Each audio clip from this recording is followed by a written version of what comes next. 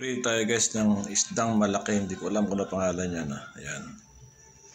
Sa ating ikakaldereta guys yan ha. Sarap naman ang ating tanghalian.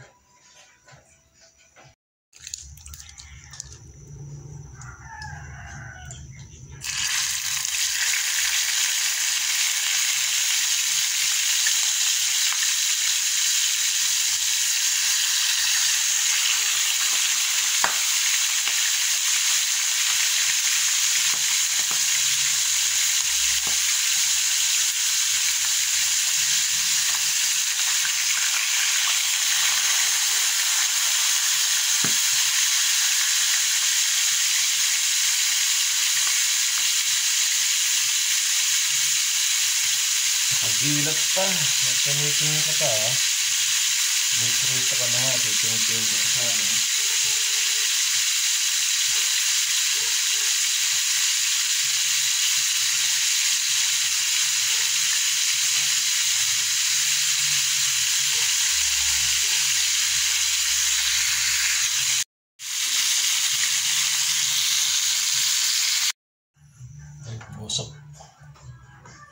Usok na ang masarola.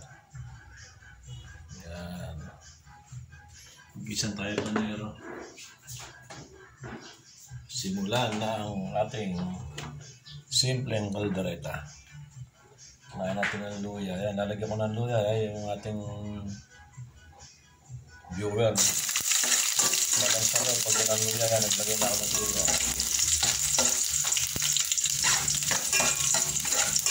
Natawa ka. Nagtawa ng pailuto ko. Bagay ganun talaga yan.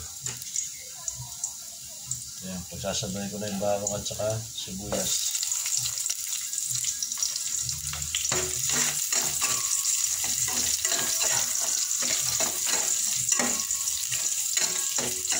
Kalderetang rojo ang ating lulutuin panyero.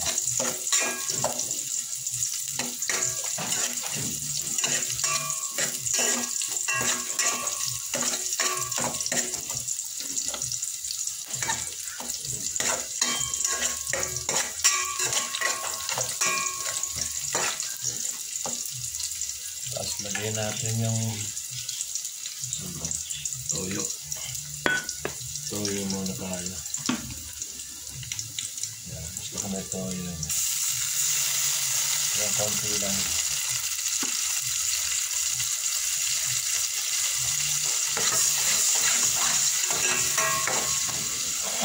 Lagyan natin ng suka. Yan.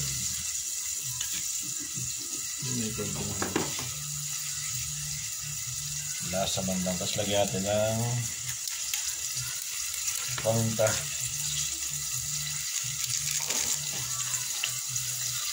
Yan. Pakuluin mo natin para hindi mahilaw yung suka.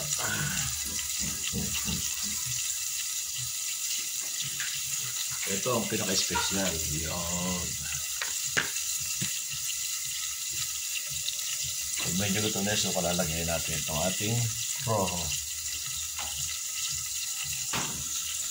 Guys, lagyan natin yung ating pinrito kanina. Yan. Uy, malambot na masyado. Lagyan natin yung ulo. Saka yung ulo pa. Natin yung gitna. Lambot ah.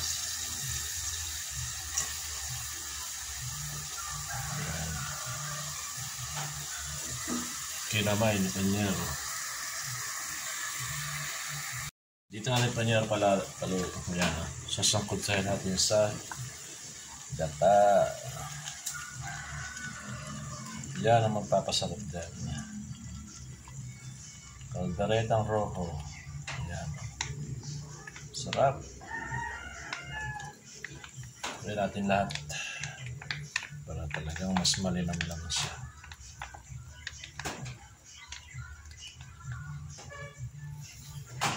Complete oil na. Lagyan na rin natin ng betchin. Nabuo ang aking betchin.